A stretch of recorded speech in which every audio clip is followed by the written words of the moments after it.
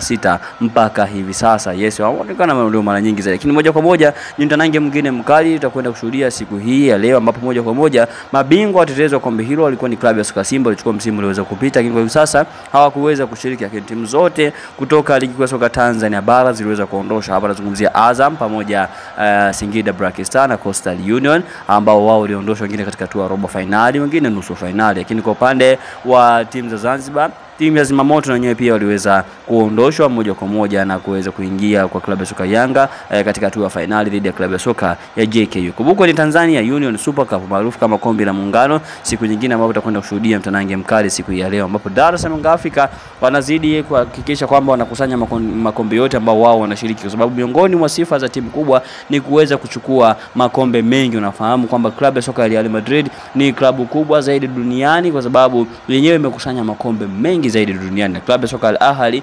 wao ndio klabu ambayo kubwa zaidi barani Afrika, kwa sababu pia na wenyewe wamechukua makombe zaidi hapa barani Afrika, makombe mengi, hata haya makombe ambayo wengine wamekuwa kiadharau. Lakini Dar es Salaam Africa leo hii watakwenda kutupa karata yao katika mchezo huo dhidi ya klabu ya soka ya JKU. Wamefanya vizuri katika michezo miwili iliweza kupita. Mchezo wa kwanza wakishinda ndani ya dakika 90, yes, ambapo wakishinda mabao 2-0, lakini pia mchezo wa pili wakienda kushinda katika changamoto ya mikwaju ya penalty. Lakini pia mchezo wa tatu ni siku hii ya leo dhidi ya klabu ya soka ya JKU, jeshi la kuzuia magendo kutoka kule Zanzibar. Lakini pia JKU wamekuwa wakifanya vizuri kweli kweli. Kumbuka wao waliondosha klabu ya soka ya Azam kwa comeback ya kibabe kwa kuwafunga mabao 2-1. Je, wewe una maoni gani kuelekea katika mtanange huu? Sisi tuko hapa kwa ajili ya kuhakikisha kwamba hautapitwa na matukio yote yatakayoendelea katika mtanange wa siku hii. Tunachotakiwa